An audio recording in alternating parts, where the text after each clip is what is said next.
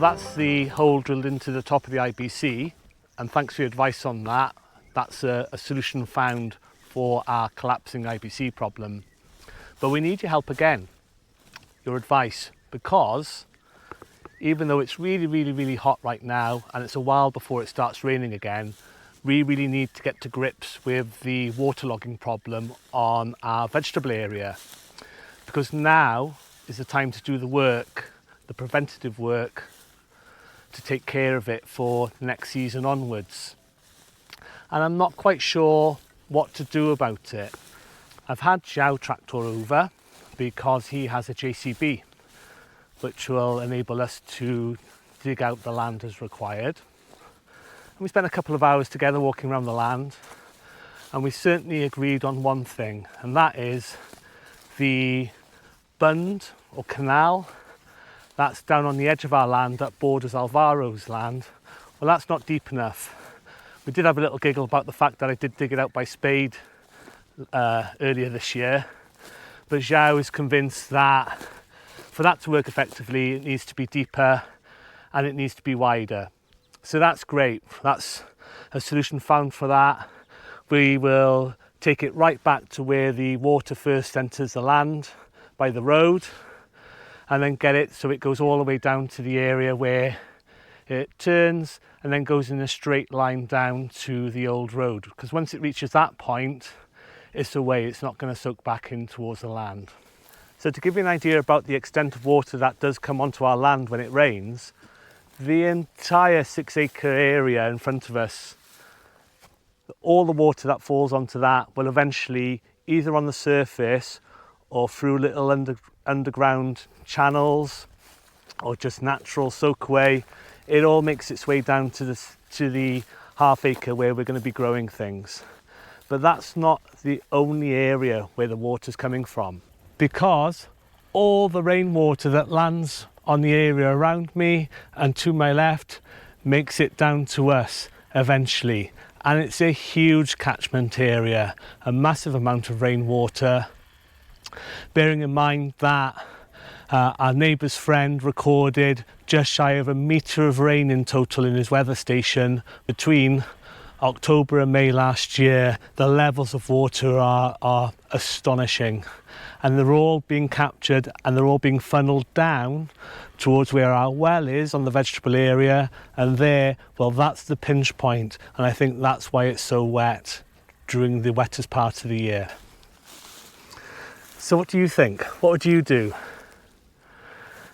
To try and give you an idea of how the land will be used, I'd say where our current vegetable area is, we'll increase that by another 2/3, and that'll be plenty to keep Miranda and I in fresh vegetables. We'll also go for soft fruits, maybe a small polytunnel as well, and that'll take care of that side of things. And then the remainder of the land, well, if you can imagine lines of fruit trees, so you've got your citruses, plums, apples, pears, and loads more that I can't name right now. Well, they'll all go in a line downwards, because then that'll utilise any watering system we put in place, such as IBCs, and they'll be set about 10 metres apart, so when they finally reach maturity or a good size, they're not sort of crowding each other out from sunlight.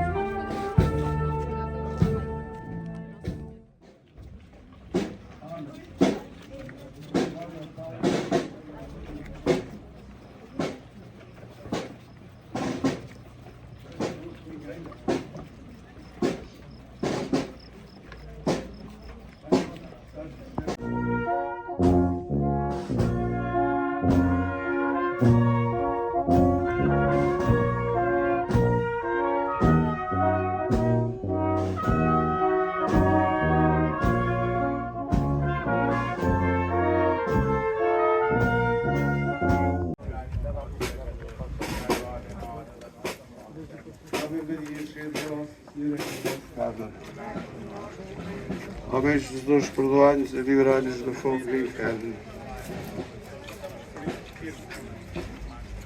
Sem mistério, Pai nosso que estás nos céus. So the task we have to do now is to sort out what we call the Airbnb, which is a house where we store most of the furniture that's already arrived in Portugal. And the reason we're sorting it out is because the remainder of the stuff is due to arrive on Tuesday. So if you've watched all our videos, you'll know that early on, around about video 3, you would have seen us move everything from the UK as part of our moving day. The trouble was, that was moving day in one part, but then the sale fell through shortly after everything had been collected. And that has led to nearly a year's worth of stress and hassle. But eventually the house has sold now, so everything else is on its way. And there's 35 cubic meters worth of stuff that's going to be coming on the lorry. We already have Airbnb fairly full, although it is very untidy. So what we're doing now is we're having a sort out, because we've got a few days ahead of when the actual lorry from Algarve Removals gets to us. But there's a bit of prep work we're doing, and I'll show you when we get inside, because we know for sure that we've got carpenter bees which have made homes into the rafters in the building, and we also believe we've got woodworm as well, because you can hear that crunch inside the house. So we're moving everything around so that bit by bit we're able to put some treatment onto the rafters. It's this kind of stuff. We've done 3 rooms. What is currently laid out as a bedroom, the kitchen and our workshop. So there's one last one to do, which is where the lounge will be eventually, I think. Once we've done that, then we can start stacking all the current furniture so that it is as tidy as possible, because it's going to be a struggle to fit everything in. We do have a little bit of leeway. I think if we sacrifice the second bedroom in the house we're currently in, over in Longhouse, we get about another 6 cubic meters in there. So that's our fallback if everything doesn't fit in here. So let's go make a start.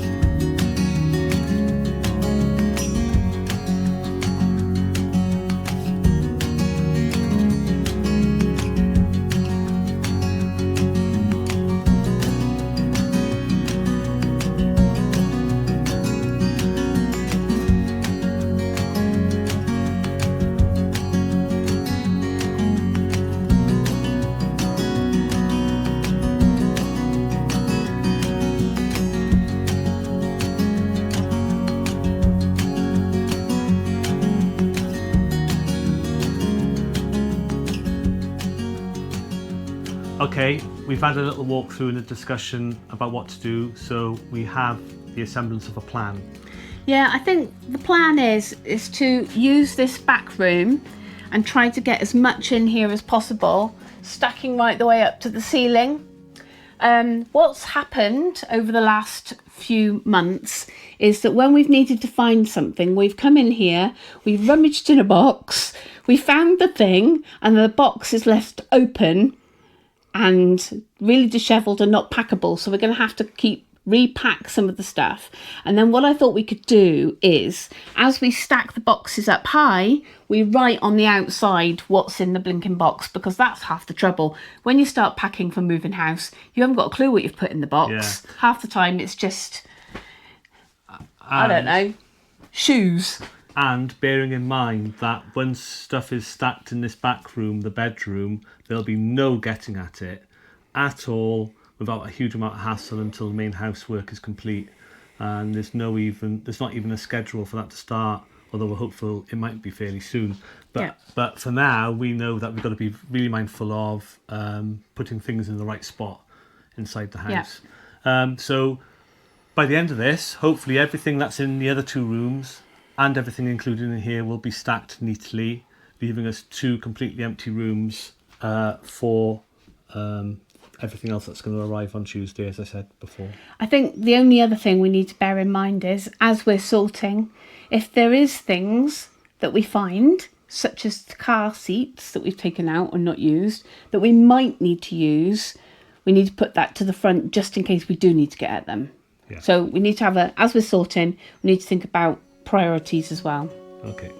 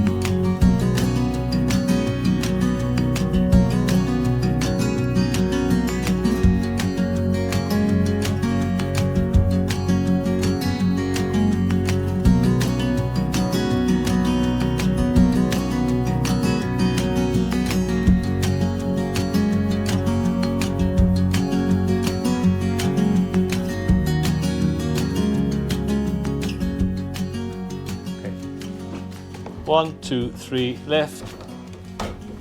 Is it too heavy or just awkward? It's stuck. Ah! Right, let's work out how and where it's stuck. It's stuck on that leg over that side. Let's try to swap places.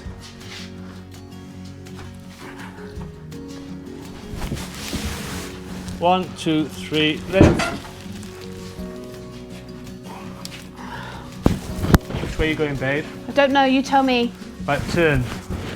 Turn to your left. Right, and place down.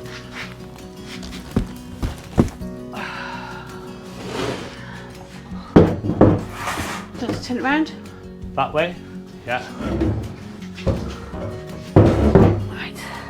1, 2, 3, lift.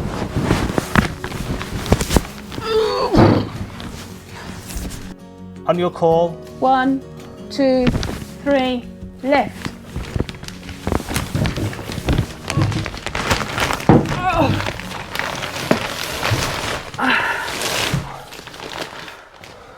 I never thought we'd do that. Terrific. I think it'll be a lovely place to sit.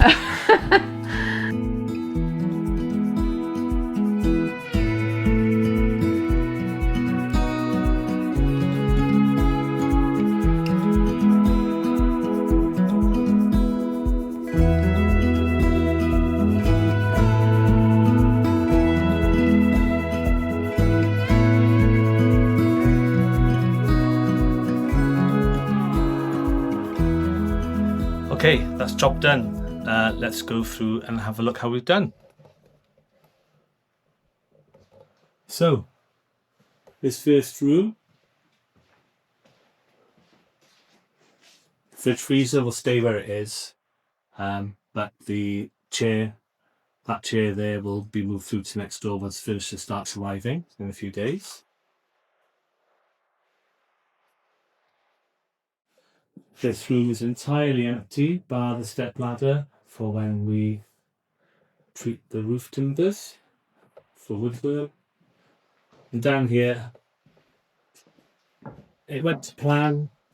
Everything that we had laid around has been stacked neatly and as high as possible. So we've actually gained some space. That space there that you're looking at now, that was unexpected. I didn't expect to have that as a bonus, so that's great. When it comes to the delivery of the furniture items next week, they're bringing 35 cubic meters, as I said, and we reckon we've measured 35 cubic meters exactly of space available in here. So we'll see how it goes, but I'm really pleased that we got it done.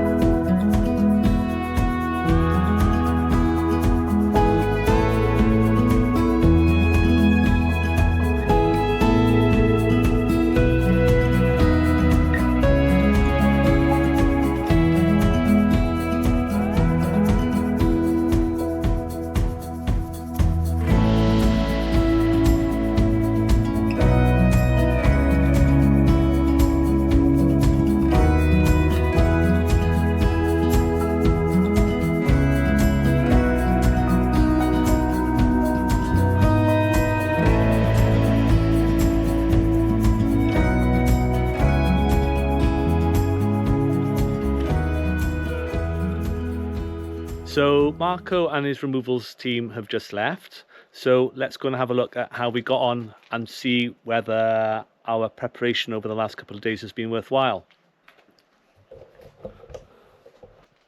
And as you can see, it definitely has been, because fantastically, everything is fitted into the house much better than we anticipated.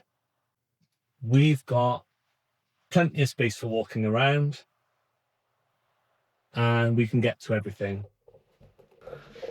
In fact, everything was even tidier than what you see it now, until Miranda and I realised that there was some things that we had brought over that we needed right away, and we weren't quite sure what boxes they were in. So we've had a bit of a rummage, but we've tried to keep it tidy afterwards, after doing so. And what we've also done, that any of the boxes that we've been into that the things we required weren't in, we've repacked them and relabeled them, so we know now better than even before what's in them. So it's a great result. I think it makes me much more confident that when it does come to doing works around the property, and especially in the houses, we will survive. We won't have any major issues when it comes to storage and stuff, which I think is good. So it's a good thumbs up for how things have gone.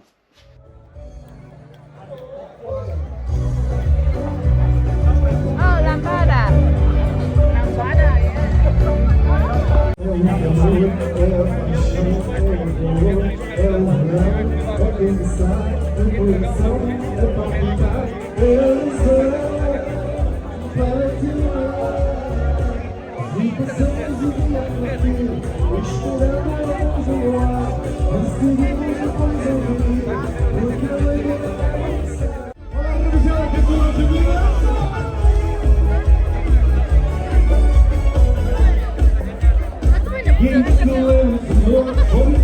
Influence,